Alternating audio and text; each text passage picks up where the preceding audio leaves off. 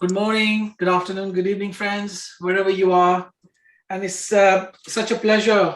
It gives me such a pleasure to introduce you to our new friends here, Rahul and Galyna. And they've written a very interesting book, and I thought it'll be a very, very interesting discussion on the book, and we'll see. So I thought I'll invite my friends and discuss about this. So before I start the session, let me introduce you to the authors of this book. I mean, it's a very interesting name, and we'll go through that later in the hour. Rahul Singh and Galyna Kogut. Now, first, let me introduce Rahul. Rahul is a banker, author, and community builder. He's the principal of corporate advisory group at IIM Udaipur and the president of IIM Bangalore Alumni Association in Singapore. He regularly speaks at corporates and universities at international level on topics that concerns millennials, such as careers in 21st century, conscious capitalism, and cross-cultural understanding. He has co-authored Engineering to Ikagai, and You Know the Glory, Not the Story. And brought up in Lucknow, he received a full scholarship to study B.Tech Engineering Honours at Nanyang Technological University, NTU, Singapore, and has an MBA from IIM Bangalore. So Rahul, thank you very much today. Thank you so much. It's a pleasure being on this platform. And also we have co-author of the book. I always get this Galyna, right? Yes. And yes, Galyna, welcome. And Galyna is a researcher and researcher with National Institute of Education and has PhD from NTU Singapore. She focuses on pedagogy with specific emphasis on language acquisition and teacher professional development. Born in Ukraine, Galyna has widely researched and taught Western psychology, Eastern philosophies. She has translated various Indian scriptures into Eastern European languages and co-authored digital storytelling for educative purposes. She is a president for Ukrainian Club in Singapore and was the founder for Ukrainian Language School Singapore. So once again, welcome to you both, and welcome to everybody who has joined us in the session today. So before we start, it's a tradition that we say the pranam mantra, and I'll just quickly chant. We remember our masters who have given us this knowledge, and so Om Jnana Timirandasya Jnana Jana Shalakaya Chakshur Unimilitam Yena Tasmai Shri Guruve Namah. Shri Krishna Chaitanya Prabhu Nityananda Shri Advaita Gadadhar Shri Vasadi Gaur Bhakta Vrinda Hare Krishna Krishna Krishna Hare Hare Hare Ram Ram Ram Hare Ram Hare Hare.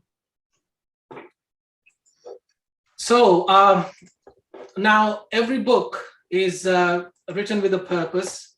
There is a background, there's an author, in this case two authors. There's a background, there's a context, and there's a motive.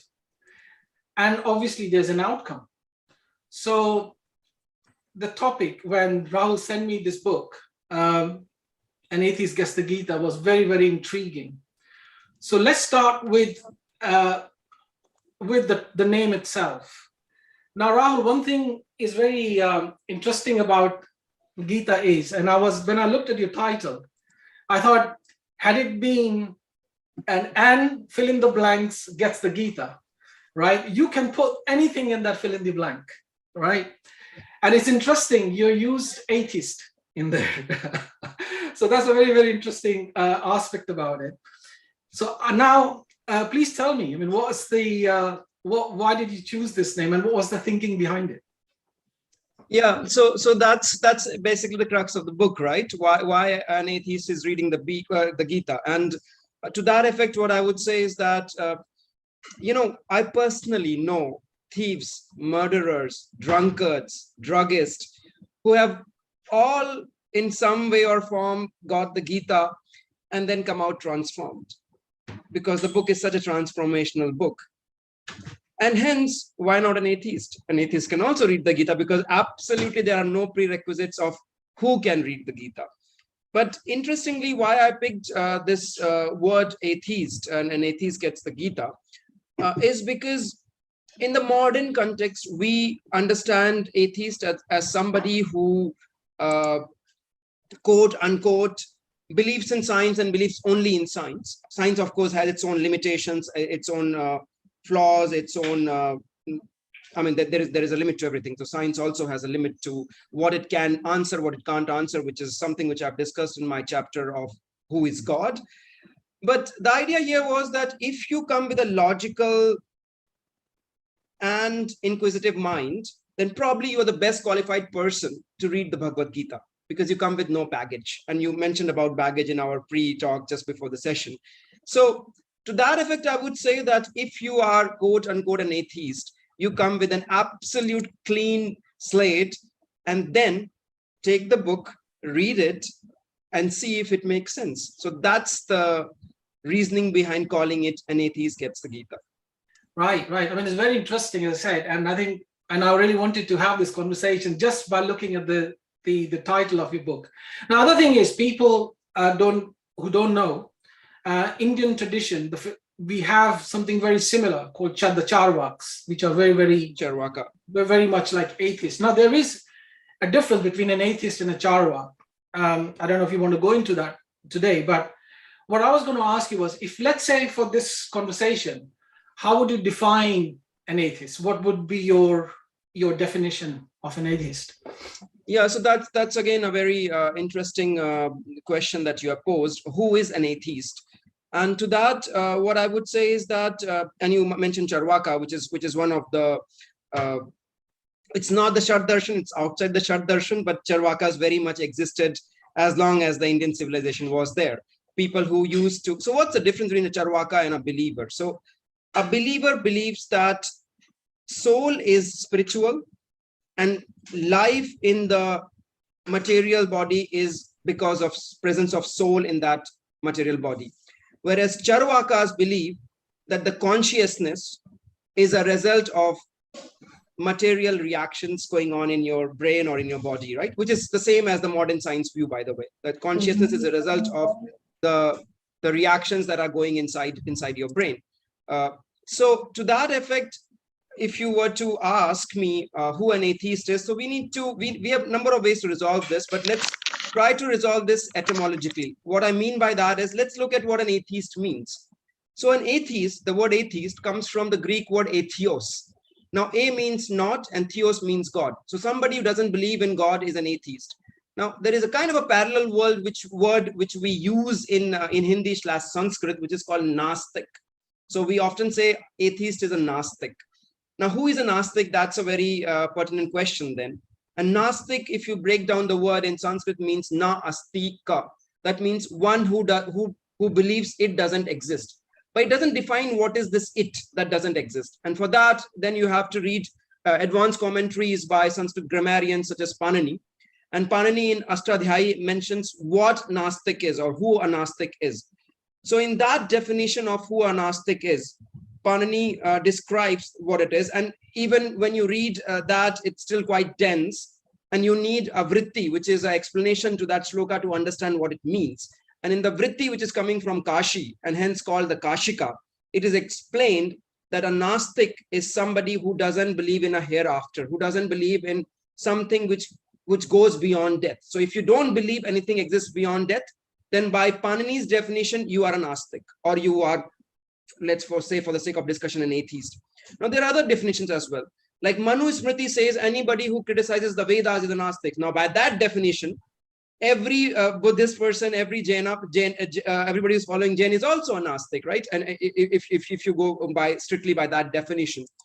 So this question of who a Nastik is and who a Nastik is actually quite deep. And in fact, if you, in the book at one place, I even say that Buddhists and Jains are atheist but not Nastik. And that's a very profound statement. Why do I say that? Because fundamentally, Buddhism and Jainism do not have this concept of God. I mean, when I say God, I'm talking about the God, generator, operator, destroyer, that kind of a God, the universal creator and the destroyer, right? So that kind of concept of God doesn't exist in Buddhism. Why? Because Buddhism says that there can't be one single cause for creation or destruction of the universe.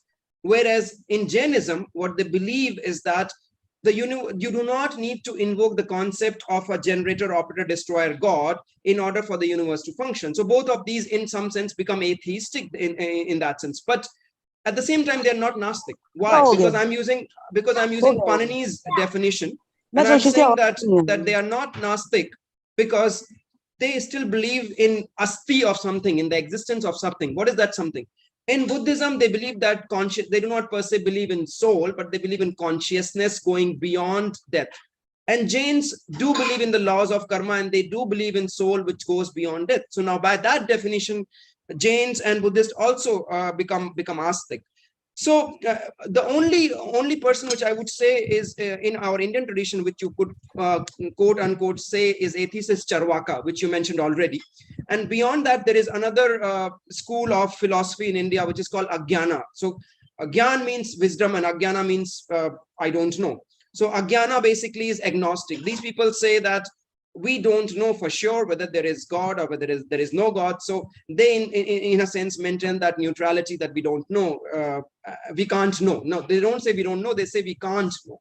So that is, I hope I have tried to answer your question, who an atheist is, who an Gnostic is, to some degree. Yeah, I mean, interestingly, the modern phenomena, I mean, they did a survey in the West, in the UK, and the traditional religion, for example, in the West is Christianity. And when they did the survey, most of the people, they had identified themselves as an atheist or as a humanist.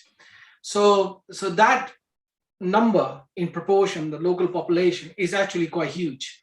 Traditional, they do not associate with themselves with the traditional religion or religions of like Christianity. So I would add something there. Yesterday we were doing a talk with Bharat Mauritius, which is basically an organization for diaspora in Mauritius, Indian diaspora in Mauritius. And there the host quoted some numbers like 400 to 450 million people across the world out of 7.3 billion people identify themselves as atheist. And the majority of these 200 million of those are coming from China.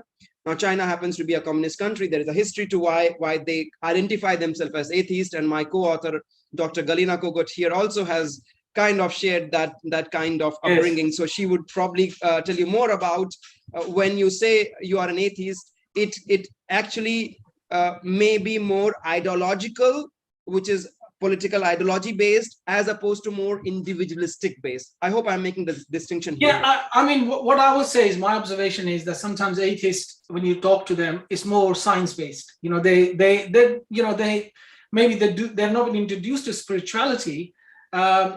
So they're introduced to science, and they think science is the basis of everything, and they have faith. You know, obviously science is proving a lot of things and coming up with new discoveries and inventions. So they say, well, we believe in science. I mean, I don't know. I'm just saying, new atheists, maybe, which is fine. Believing in science is not an issue, and we should all believe in science. In fact, the reason why you are sitting in the UK, I'm sitting in the Singapore, and there are so many audience from all over the world are able to have this very discussion is because of science, right? So let's not negate the value and the importance of science, and so as to say there is no dichotomy. You just because you believe in science doesn't mean you can't believe in spirituality or you can't believe in religion.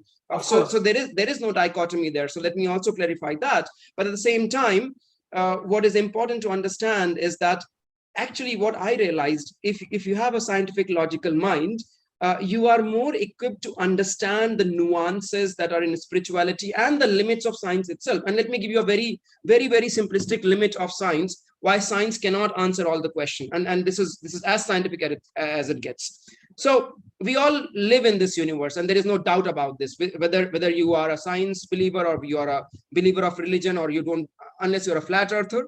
Everybody believes that we live in the universe, right? Yes. So how big is the universe? That's a question. We look in the sky and we ask, how big is the universe? That's a question which every child has at some point, or they either ask their parents, ask their teachers, right? Now let's look into this. How big is the universe? So the so-called observable universe, the amount of universe that you can ever see, the diameter of that universe is 46 billion light years. Okay. Right. Yes. Now, how much of that have we seen? With our best telescope, 14.5 billion light years is the best we can see with given our technology. But That's here right. is a nuance. Even with our best technology ever that we can ever invent, we cannot see beyond the 96 billion light year, beyond the 46 billion radius that I'm talking to you about. Why is Yeah. that so?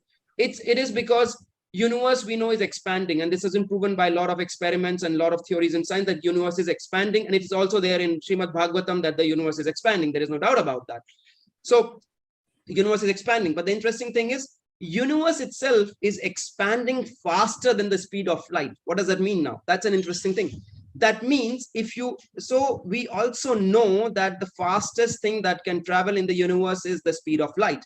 So if you're trying to get any information from somewhere, it has to travel at a speed of light, or for you to Faster. get it. Yes. Yeah, or faster. And now what I'm saying is the universe itself is expanding so fast that even light from there cannot reach us. That means beyond the 46 billion light years, you can get no information at all. Oh, So yes. when you can get no information at all, is it even worth postulating, speculating what goes beyond that? No, right? So you cannot, you are looking at a very tiny section of what apparently appears to be an infinitely wide universe, and then you're trying to postulate how this entire universe came into being, how this whole system came into being, who created it. So some questions you can't answer just No. because they're designed in a way that you can't answer those questions. So that was a small nuance, and every scientist who has studied science knows this. And I think, Rahul, just before I move to Galyna, I mean, first of all, let me welcome we have a few new joiners. So welcome to you if you're joining us. Wonderful to have you with us in this session. So now, Galyna, very interestingly, we talk about atheists, and I know you were you're born in former USSR, and you are now obviously then the breakdown of Soviet Union, and now obviously different federal states, and now Ukraine is your home country. So how was that experience? And also we will talk in context with this book. So please. Sure. Thank you, Prabhu. Well, first of all, I just wanted to really thank you for like putting the title of the book is in this angle, like an atheist gets the Gita, but we actually can put a dash there, and instead of an atheist, it can be anyone, So I've never been positioning myself as an atheist. But after working on this book together with Rahul, I really, it actually helped me to rediscover the Bhagavad Gita, to rediscover Krishna's message, and to even rediscover my relationships with my Gurudev, So maybe it's like I'm Galyna, but I also have an initiated name, Rohini, so maybe it will be easier to remember me by that.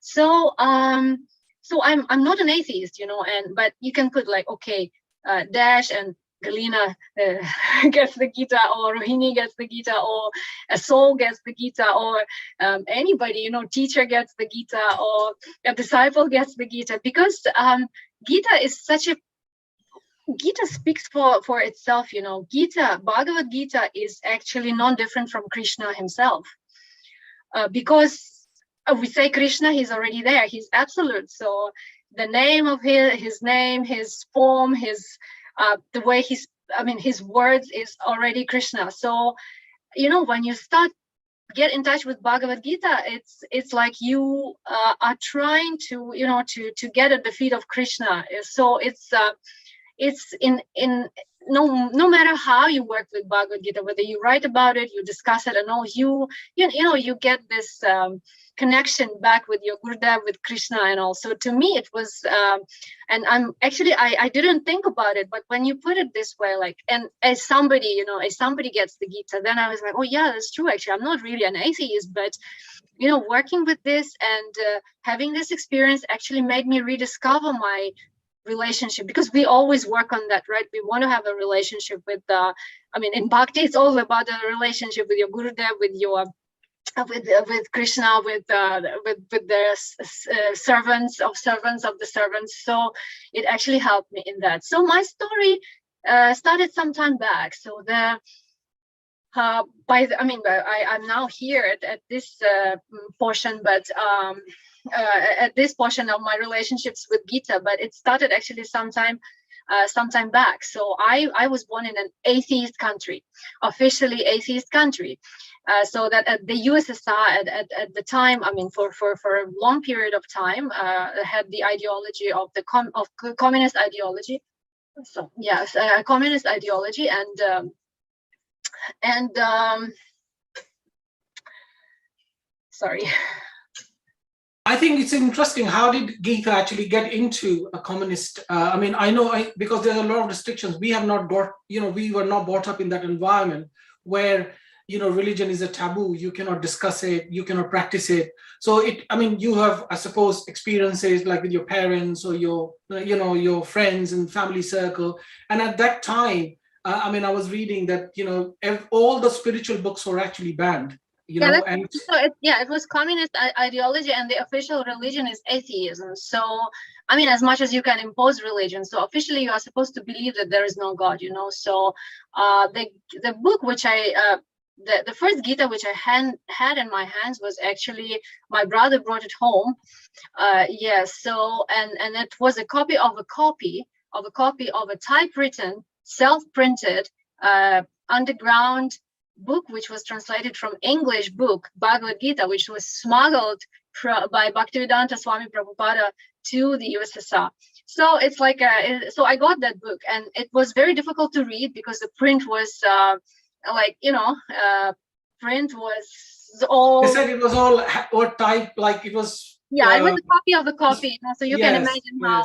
Yes. And then so I got that Gita, and I was interested in that. So and there's a whole story behind why I was interested in that in Bhagavad Gita, because since early childhood, like you say, I mean, each of us at a certain point in time start asking questions. What is the universe? Like Rahul mentioned, when you look at the sky, you see how big is the universe. Then for me, it was always, who am I? Why am I here? So I've been asking my mother and whoever I could, my family, and it was not like they couldn't really give me answers. So I was looking for that. And then when I got this book, I was like, oh, it looks like this is what I want, because this is what I need. This is what gives some answers to my questions, So that was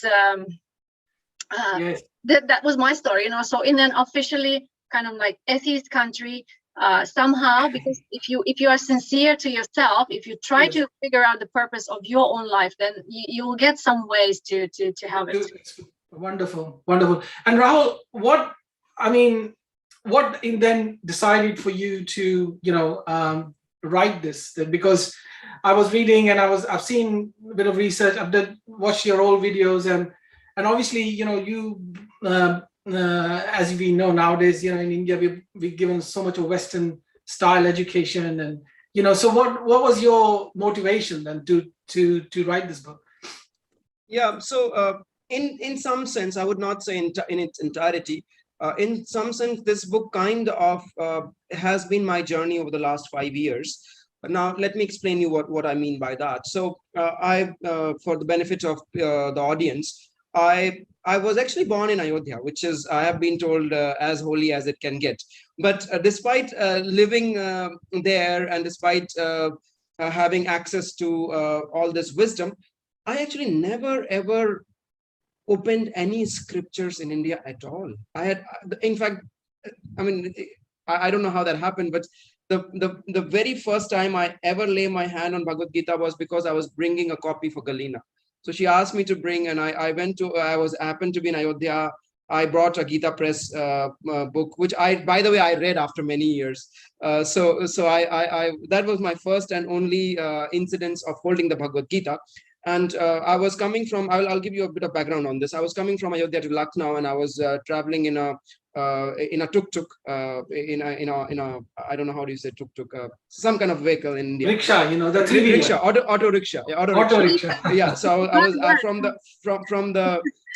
from the railway station to going to my home. I was going in that auto rickshaw, and I was getting many things, and I gave a book. I said, I told the guy in front of me, can you please hold this book for me? So he holds it, and then he jerks and gives it back to me. And I said, oh, hey, what happened? He says, this is Bhagavad Gita. I am holding meat in my hand. So he just jerks and gives it back to me. So that is the amount. No, you may be believing in whatever no matter what ethos you're brought up in, there is some amount of respect that people have to scriptures in India, no matter what religion, right? And and what I'm trying to say here is, I come from that atmosphere, yet जैसे हिंदी में बोलते हैं चिराग तले अंधेरा, there is always darkness beneath the lamp. Yet I never read any of these scriptures. And for me, I then came to Singapore. I did my undergrad here. I was studying engineering, and then I worked for a while. I went to India again, did my MBA from IIM Bangalore, came back. And then it so happened that I met some people who were, I would say, Sattvic type, and yet doing great things materially. These are all people who I would say were millionaires and billionaires. They were not ordinary people, but at the same time, they were driven by a deeper purpose. And then I got intrigued by them, and I was trying to understand what led them to do what they do. How are they finding meaning to their life? How are they generating these ultra successful companies? What is the passion that is driving them? And then invariably, I found out that all of them had not just read the Bhagavad Gita, but also imbibed its message. And that intrigued me about the book, that there must be something interesting in this book I must read.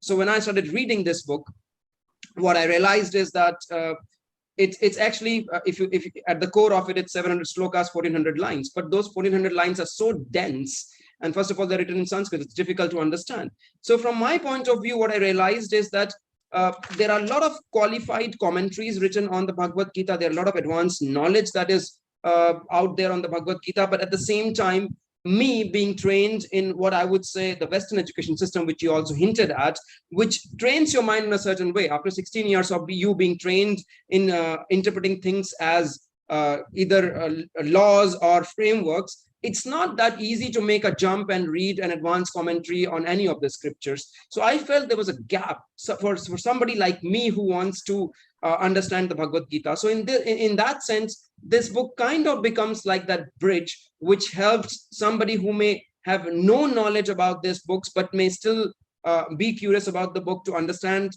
how and what, to basically understand the core message of the Bhagavad Gita. It's let me put it slightly differently. Let's say you are in England, right? If somebody wants to read 17th century Shakespeare, they at least need to know ABCD, even though Shakespeare itself is written in medieval English, might be hard to understand. But if you come there without even understanding ABCD, if you land up from, let's say, Galyna's land, from Ukraine to England, and you now suddenly want to read the Shakespeare, man, you first need to know your Twinkle, Twinkle, Little Star. So this book in that sense is that Twinkle, Twinkle, Little Star. And then hopefully after you have read this, then you may wonder how lovely the Gita is. I think I will say something here, because when I first saw the title, and I think I got a bit confused, I thought, oh, here we go, another commentary, you know. But then you corrected me, and when I was reading the book, I think you're absolutely right. That it is actually not a commentary. It is, and the way you have presented in a very, both of you, the structured manner, the concepts of and principles of Gita, and you have brought a lot of science into it, a lot of philosophical aspects into it. And I think for me personally now, this book is like a reference. You know, I as I said to you earlier, that I've just started reading it, you know, and I will keep this, because I think for someone, you know, a young person, I think it's a perfect precursor to Bhagavad Gita, actually. That's the way I feel. And it's a fantastic book. You know, if someone's asking a question, yeah, here we go. And you've done a lot of research. I mean, I must say, I mean, hats off to both of you guys. I mean, I was looking and I said, my God, the amount of research you must have done for this, not just our own scriptures, but the scientific, you know, all the papers and all the things which are coming out at the moment. So that's, you know, well done to you guys, seriously. And people think, oh, writing a book or somebody just read it, but I could see the hard work and dedication and the scholarship which has actually gone into this work, and so much research. So Deepak ji, I will also want to add something there. So, and this is something which I've said to some of the people who are in this forum right now in one-on-one conversations. So there is a Mahabharat which was created by B.R. Chopra in India. Some of you might have seen that. So in that Mahabharat, there is a particular scene in which Arjuna is coming to Krishna and asking Krishna, would you become my charioteer? And in that version which B.R. Chopra makes, Krishna replies, probably I was born to become your charioteer. That was my whole purpose of taking birth in the Dwapar Yuga. That was the essence of what he was trying to say. And when I started writing this book, life is often like this. It's a puzzle that fits more backwards than forward, right? So let me explain you what I mean by that. So I felt that probably my purpose was just to write this book. And I'm not even exaggerating when I say this. And let me just qualify why I say this. I wanted to be a theoretical physicist, which for some reason I could not. Then I worked in banking, and then I went and did MBA. And then through some Sukriti, I met people like Galyna. I met some other people that I have mentioned in the book, like Rajiv Srivastava, like Devaki Nandan, like Suman Chaki, who I've dedicated the book to. And these people kind of culminated my life in a way that I then realized, me having gotten this knowledge, it would be a great disservice and a selfishness not to share it with others. So now that I've gotten this knowledge, can I package it in a way that others can have access to it? Now, with that desire, all the other things that I've done in my life up till now, which is either being a failed physicist, but understanding enough about science to pick up things from there and comment and see parallels and differences between what science says and what the scriptures say, and the ability of being a manager or an MBA guy to put things in a framework, in a law format, and being able to present it in an interesting way that it might pick the interest of somebody to go on and on and on and read the pages of the book. So what I would say is that all my life has culminated in that way, even when I met Galyna. So you said that we have done a lot of research in terms of the reference and the background and the source. So you see, when I was writing the book, intuitively I knew, okay, this is how it should be. This is how it probably it is somewhere, but I don't know where it is. Like even the concepts such as Purusharth, even the concepts such as 4 types of yoga, the Gyan Yoga, the Dhyan Yoga, the Bhakti Yoga, and the Karma Yoga. Now, these were alien concepts to me, even 3 kinds of gunas, Rajas, Tamas, Sattva. So when you read, you kind of get an intuitive sense, this is how it should be, but what is the scriptural backing? What is the reference? Otherwise, I can just write something from my head, but then that's mental speculation. So that's when I used to go to Galyna and ask, hey, I think it should be like this, but do you know the scriptural backing for this? And that's when she would say, okay, that's in Katha Upanishad, that's in Isho Upanishad, that's in Chaitan Charitamrit, that's in Prabhupada's commentary. So kind of we came together where I was the inquisitive person and she was the source of knowledge. And as you can see, and as audience can see, I'm the more extrovert among the two of us. She is that introvert source of knowledge who I was squeezing like an orange juice. That yes. Okay, give me. I want to get this and put this in the book. So I would say it's like we were feeding off each other. So if I didn't ask her good partnership. Good partnership. If I didn't ask her that question, then she would probably not have given me the answer. And now that she gave me the answer, we put it in a book. So it was something like that was going on. Wonderful. I mean, Galyna, I would like to ask you here, we talk about, there's one thing common, with all of us, atheist, secular, humanist,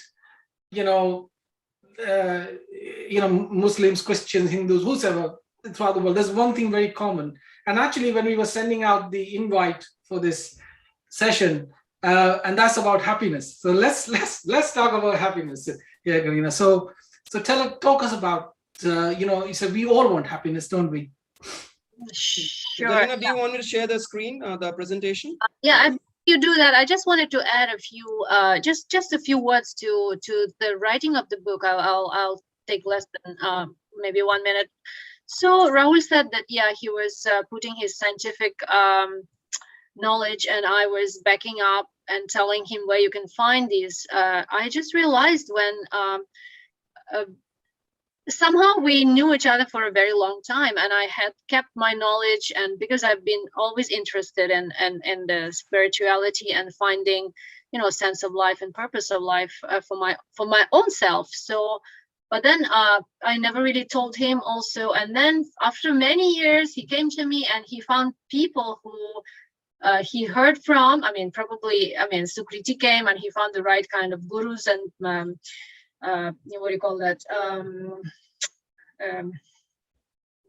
forgot the word, the Vartma Pradashaka, whoever, gurus.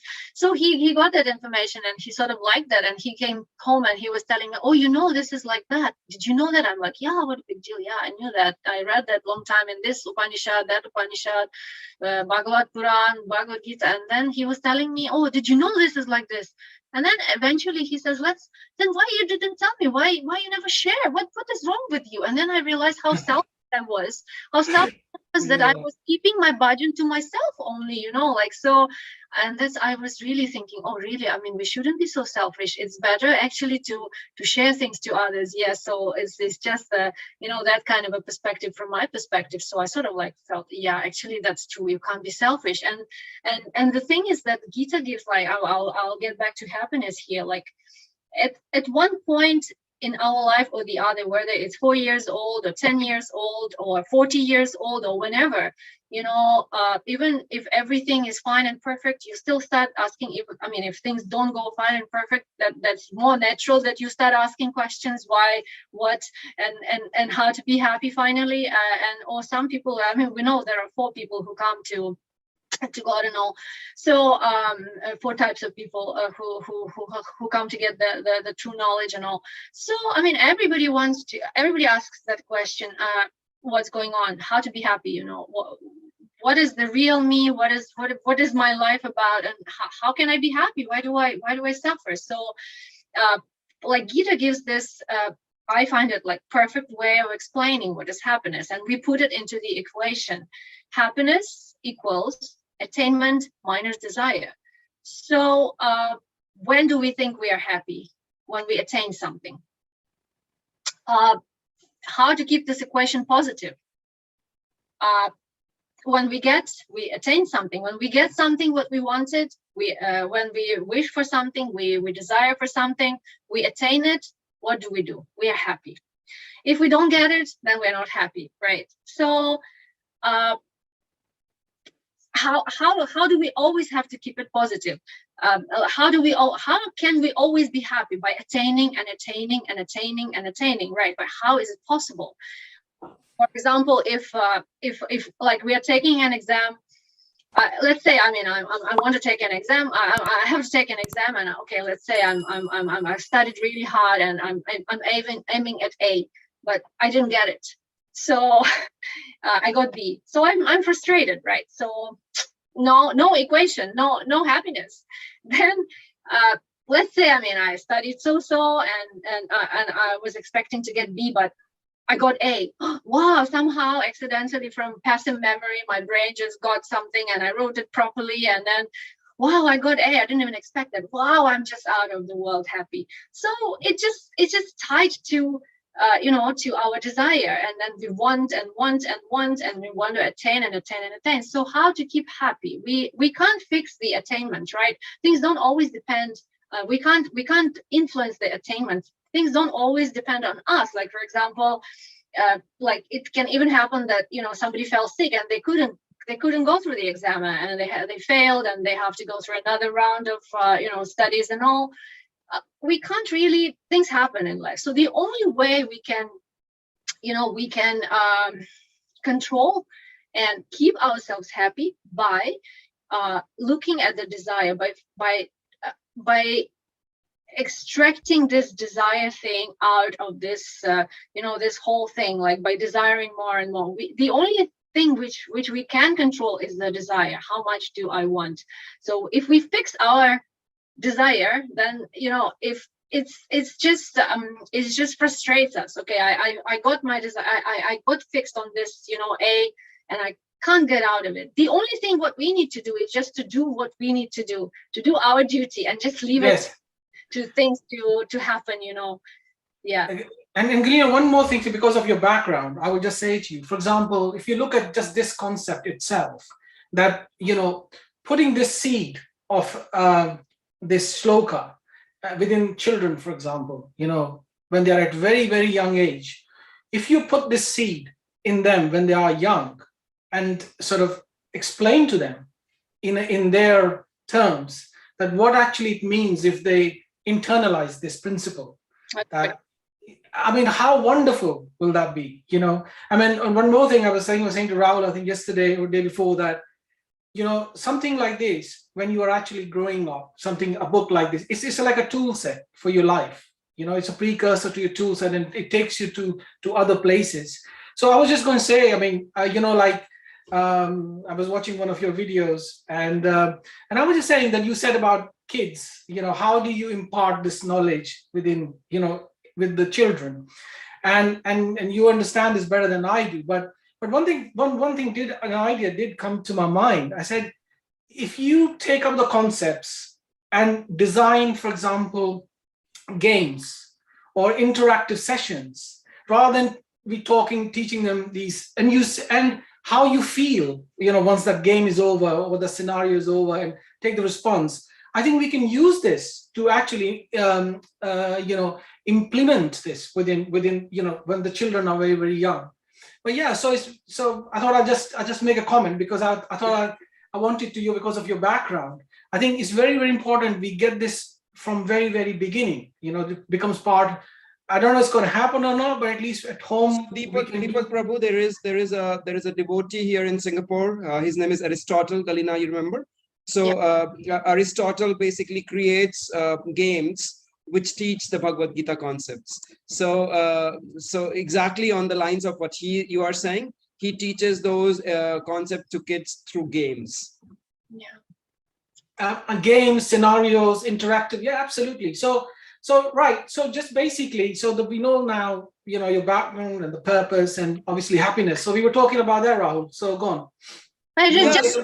Just to add a few words, like, I mean, we can see that it is a little bit changing, even in Singapore, which is so, like, you know, result-driven society. Like, people need to attain and attain and attain, and it's generally, like, in Asia, it's like, it's a very common thing, you know, because attainment is at the moment, you know, it has not always been like that, because Asia is an exporter of the biggest knowledge, actually. But in the recent years, it has changed, because probably Asia is trying to catch up with the West. So Singapore is a very highly competitive society, in a way that attainment is very important. However, I can see that in schools and among the parents, it's also changing. And even, like, I mean, I do that, like, I also say that to my own kid.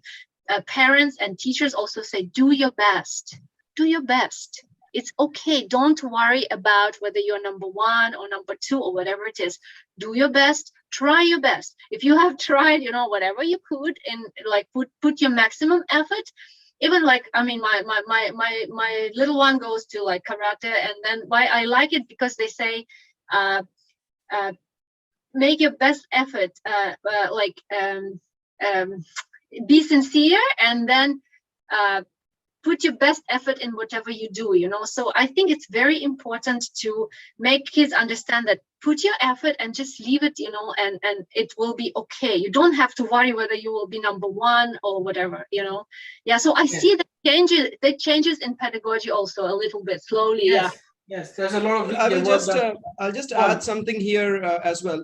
Now, this equation on the surface looks quite innocent, but there is a hidden message here as well. Now, let's look at the desire side of the equation. Now, on the desire side of equation, any student who has ever cheated in the exam, any business professional who has ever fudged numbers, any salesperson who has ever bribed, that is all because of this desire. Their desire to be the number 1 student, their desire to be the best performing salesperson, their desire to be the number 1 company got so strong that they wanted to attain this no matter what, by hook or by crook.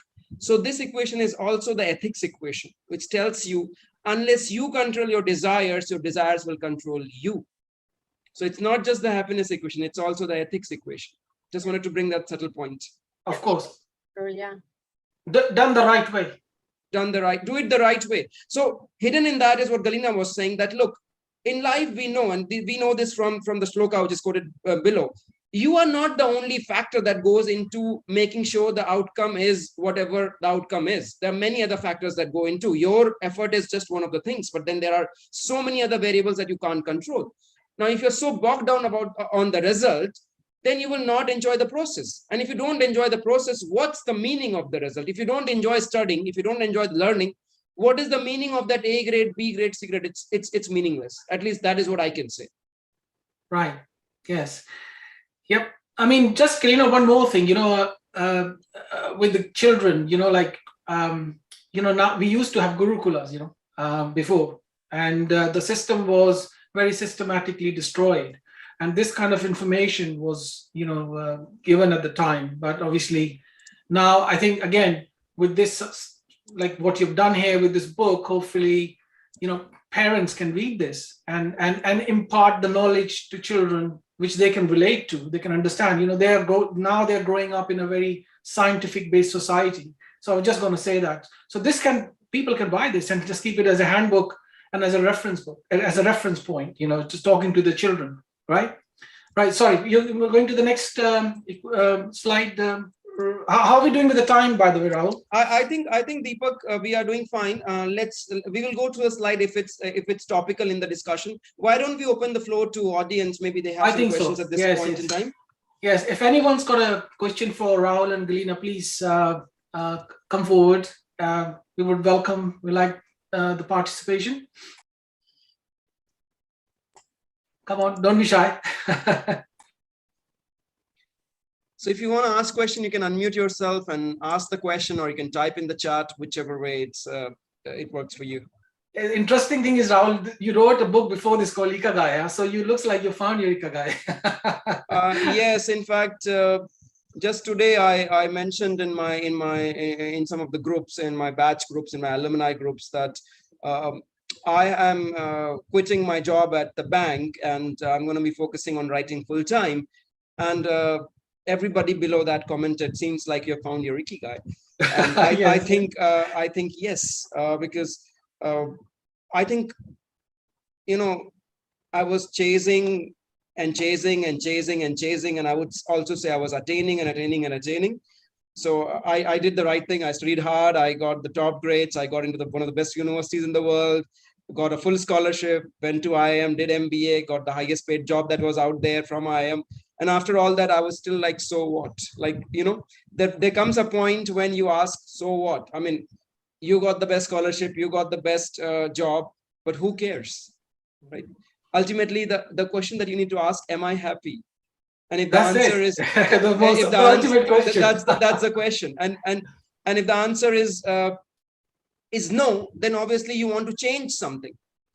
And the thing is that if you want to change something, what are you waiting for? Because you see, the irony of life is that your lifeline is also a deadline, and you don't know when that deadline suddenly hits. Absolutely. Right? So if you don't know when that deadline is going to suddenly hit, what are you waiting for? If you're not happy with what you're doing right now, just change now, because the only thing you have a control over is now. That's it. Yep. One more thing I wanted to ask you in terms of your book. I mean, I know it's being launched on Amazon, and people, guys, you can buy it on Amazon. It's available in Kindle, and it's very reasonable price. I was so surprised, actually. It's very the amount of information, and as I said to you, the research being done, and we look at the price, it's so reasonably priced, really, really good. So I'm just going to ask you, I mean, obviously, the book was on Amazon. When was it released? What was the date? It was released on Gita Jayanti, 14th of December. So it's just been 1 month, exactly. Just been 1 month. And how are you finding the response? We haven't checked with our publishers, so we have to go back and check how the response is. But in terms of creating so-called buzz about the book, that has been quite positive. We have been getting a lot of reverse inquiries. Like I just mentioned to you yesterday, we did a session with Bharat Mauritius. Then we are doing another session with there is an Institute of Vaishnavism in the US. We are doing at some point in time, we are doing with them. So in terms of people wanting it's like word of mouth. People are hearing, and then other people are contacting us. Even I am Bangalore. We taught a course yesterday. Now some more things are coming out of it. So I would say we don't know what the numbers are, but in terms of people reaching out to us, and also we reaching out to people, that has been quite encouraging. Oh, wonderful. I mean, I was just saying that, I just wanted to know what if any atheist contacted you and said, I read your book, and This was my feedback, and that sort of, that would be interesting. It's interesting because some people I've never spoken to. I mean, they're friends, but then not every friend you keep in touch with. Suddenly, some people are sending me pictures of my books and saying, "Oh, I saw your book in Bangalore airport," or "I saw your book in so and so library," and it's kind of heartening, that when people send these kind of pictures to you as an author. It's delightful. And actually, while we're waiting for the question, another question was how, obviously, when someone writes a book, obviously there's a context, there's a purpose, but also it changes the person who writes the book, right? So both of you, this question is obviously both of you. I'll go to Galyna first, actually.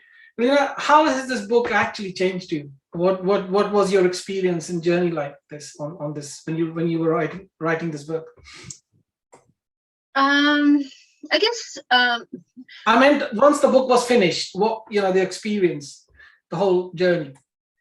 It to me it was, as I said in the beginning, it helped me to to deepen my quest for knowledge even deeper, and to reconnect with because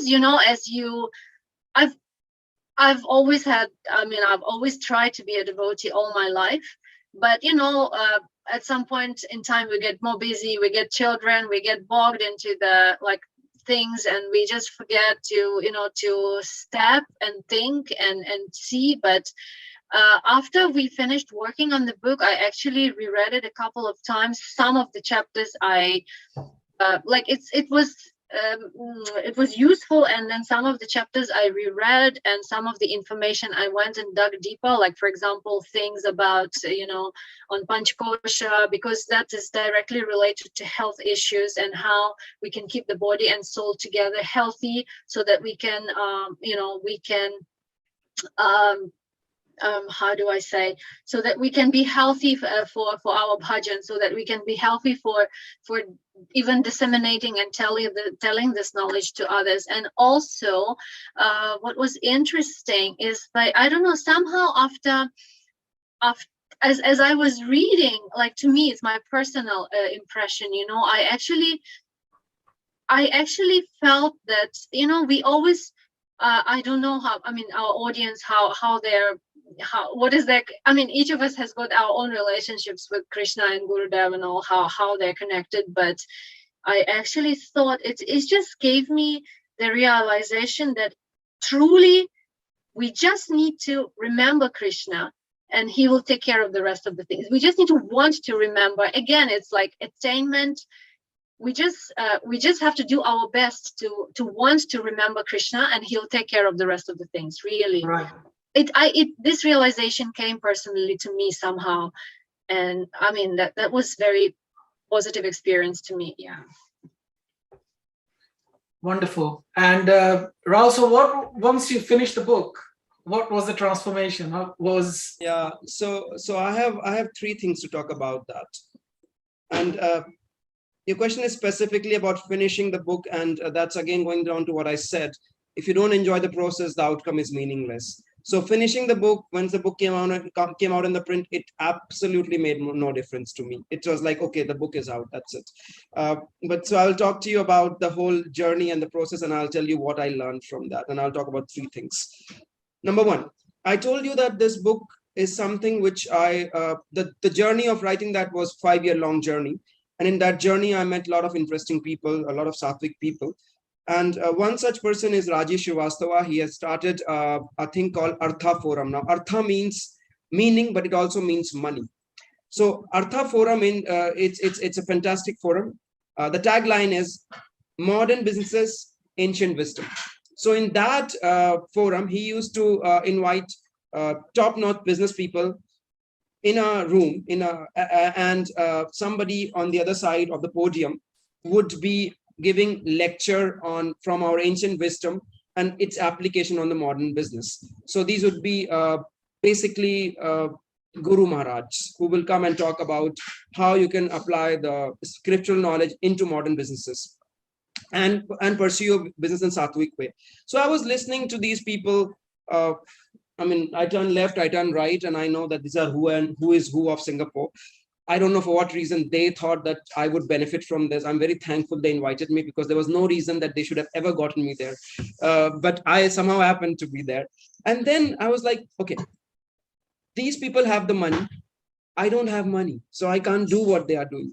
But then I realized I have time, right? And I had the intellectual curiosity. So I thought, okay, I don't have money, but I have time. So can I use my time in such a way that I can package whatever I'm learning from here and maybe disseminate in some way? So I started writing on LinkedIn. So that was a long journey to, the book you're seeing is a long journey of series of things that I've written much before the book came into that shape. So what I want to say is that you always have something to give. If you don't have money, you have time. If you don't have time, you have money. If you have neither, then at least give compassion, at least empathize. So you always have something to give. That was number one lesson when I was writing the book. Number two, majority of what is in the book, I picked up from a banker in Singapore. He's now in New York, but at that time he was in Singapore. And he taught me this Gita over a course of like informal classroom setting over a course of 2 years, where I used to go to his home every Friday without fail and learn from him. And then suddenly in 2020, he tells me, I'm going to be relocating to New York. And that was like a sudden snap to me, that how can he go? I mean, where? And it was like, oh my goodness, he's leaving. And that's when I realized there are not going to be any more Fridays where I'm going to land up to somebody's home and seek this and get this wisdom. And that in his departure, he taught me a very important Gita lesson, which I had read but not internalized, which is nothing is permanent in this world, not even your guru. Your guru can just be here and tomorrow gone, some other country or even left the planet. That was my second learning. And the third learning, which is very important, which was that we wrote this book, we finished this book around November 2020. That's when we gave, or October 2020, that's when we gave the manuscript to the publisher. Then there were some revisions and all happened. And then we gave the final version of it in December 2020. And then we were told the book will come out in April or around Holy time. And then COVID happened in India. So then we were told, oh, COVID is there. Nobody's buying book. Nobody's traveling. So this book is now delayed. It's going to come in June, July. June, July came and went. And then it was like, oh, still people are not people are recovering. We have a backlog. So your book is now going to come in Diwali. Diwali came and went and the book is still not printed.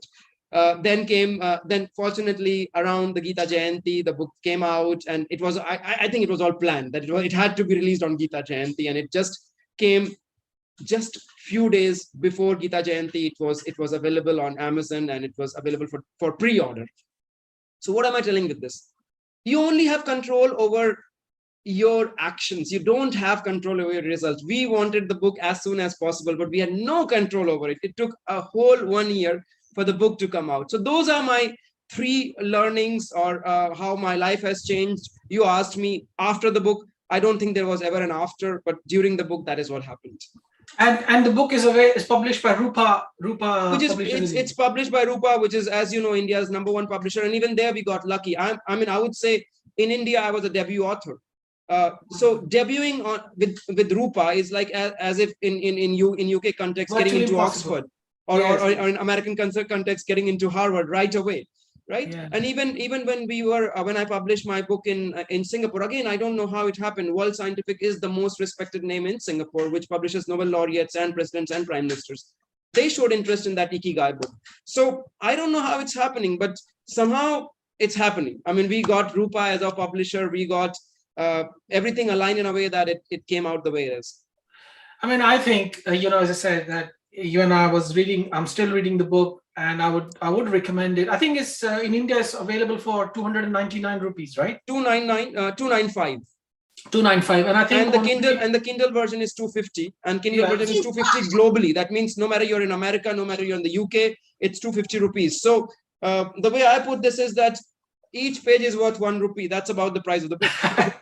Yeah, but it's not about, I think the knowledge in there and the hard work and the scholarship and the research has gone in is, it's actually quite unbelievable. So I would say to you, I'm reading the book. So I'm not one of those who've just talking to Rahul and Galyna without actually looking at the book first. And it was really, really fantastic. And I think what I like about it is that the way you have structured it, you picked up the concepts of soul, kala, God, everything the way you've explained it and the way you've taken the book, the structure is beautiful. And I think anyone who wants to know, and also, if I may say so here, Rahul, that we are not here to convert anyone. I mean, if you want to remain an atheist, you remain an atheist, no problem. This book is a precursor, and also it'll help you, to in your own life, give you the tool set, to actually lead a happy, fulfilling life. And I mean, this is my understanding. Am I right? Am I right in saying that? So you're absolutely right. So here is the thing: the entire book, we have not used the word Hinduism anywhere. The entire book starts and finishes. Only one place I have used where there is a graphic, which I had to use Hinduism, but there is no text in the entire book which says Hinduism. There is nothing in the book. The entire book starts and finishes, and there is no emphasis on so-called atheism or one way or the other, right? So what I want to say is that if you look at the Bhagavad Gita, obviously our work is a derivative of the Bhagavad Gita. If you look at the Bhagavad Gita, and even if you take the divinity out of it, even if you take the religious aspect out of it, and you analyze it as a book of philosophy or as a book which has something of value to add, and then you ask the question, does this book have any value? I'm talking about the original Bhagavad Gita. And the answer turns out to be a lot, and a lot. And what I have done is an experiment in bringing that a lot to the millennials in a format that they can digest. And what I mean by that is, and you were talking about some of the concepts that are there in the book. So what I have done in the book, or along with Galyna, is that we have tried to explain how Bhagavad Gita is an instruction manual for the universe and for your own life, which explains how a jiva is embodied soul, interacts with Prakriti, which is the material nature around you, in Kala, which is time, governed by the laws of karma, which are designed by the Ishvara. So that's all we are trying to explain in the book, how a jiva interacts with Prakriti in Kala, governed by the laws of karma, which are designed by the Ishvara. So that's the takeaway of the book. Yes, and actually, I'm just waiting. If anybody wants to ask a question, guys, come on, because we're nearly ending. I think we reached an hour, Rahul. I think that should be a session. I think 1 hour is okay, or I mean, there's no questions at the moment. Looks like I would be happy to. We would be happy. So if there are no questions, either everything was all clear or nothing went into. Oh, they're all sleeping.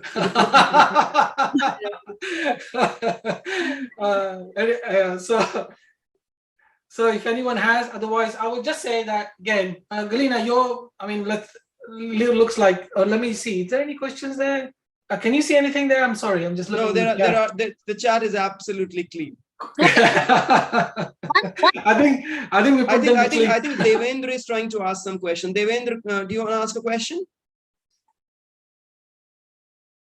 No, Rahul, I was just trying to kind of respond by saying that it's not zero. Definitely it's not 100, but it was not zero either. Very interesting session, and I kind of like these sessions.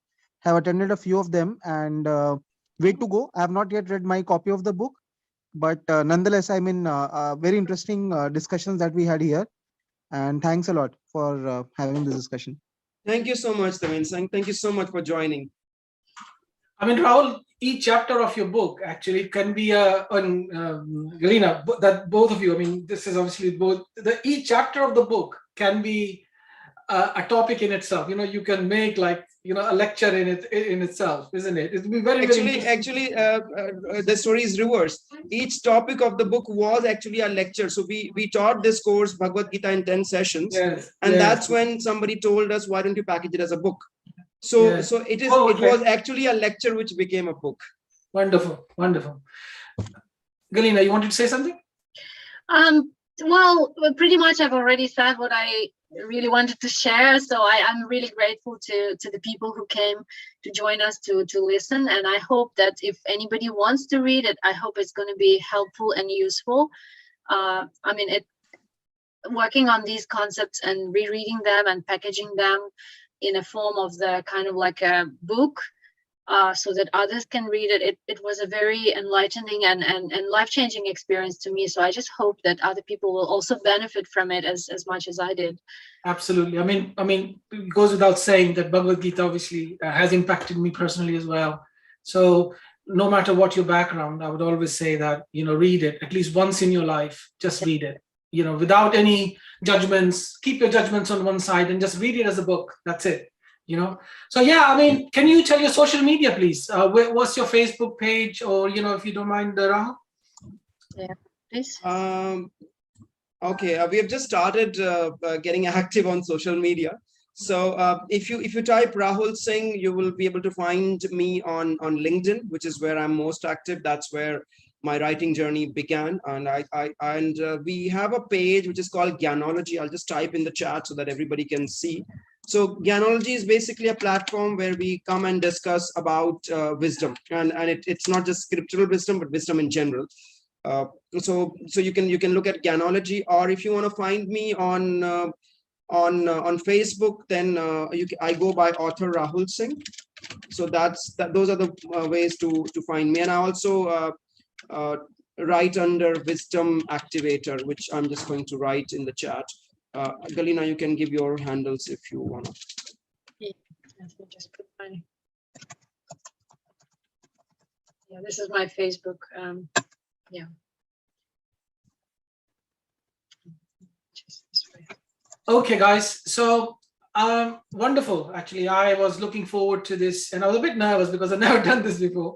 So it was very interesting and very exciting, and I'm very happy for you both.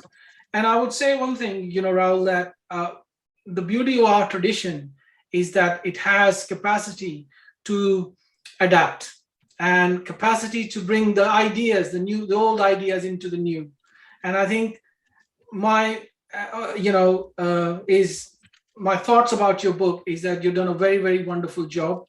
And I think it'll really, really appeal to youngsters, and you've sort of, they can easily relate to, a lot of things you've said. And I really applaud you for that. And I think we need people like you who can, write books like that. So thank you very much. And I really, really appreciate it that you've done it. We need something like this in our country at the moment, in India especially. And it's probably, I feel sometimes that it's probably, we are living in the age of the beginning of Hindu Renaissance. So that's the way I feel anyway. So, but thank you very much, Galyna. It was wonderful. And I'm sure we'll be in touch. And I really, really thank you for the time and the opportunity. And guys, if you haven't bought the book, I strongly recommend go and buy the book. And it's worth every penny. Thank you very much. So last words from you guys. I just wanted to thank you also. Thank you so much for agreeing for us to to discuss the work we've done. Thank you. Yeah, so I would say, Deepak, that this has been by far the most I would say candid session we have had so far on the whole process of writing the book, how it came about, and the process. So thank you so much for being such an excellent moderator. It has been a very informal session, although there were no questions. But I guess you asked on the behalf of the audience. So thank you so much for getting those ideas out of us and having the audience benefit from it. It's a very warm session. Thank you. Yeah. I enjoyed it as well. And what I'll do is, if you send me the link later on, I'll share it on my YouTube channel, and I'll forward you the link so people can watch it. And I'll be sharing this obviously to my friends and on my channel as well, on my Facebook page as well, so they can watch it if they want to watch it again or want to forward this, share with their friends. So that'll be wonderful. Okay. Thank you, Deepak. Thank you, and thank you everyone for taking the time out and joining us today. It's wonderful, and hope to see you soon. And I wish you all the best. And thank you very much. Hare Krishna. Hare Krishna. Thank you. Hare Krishna. Thank you. Hare Bol. Hare Bol.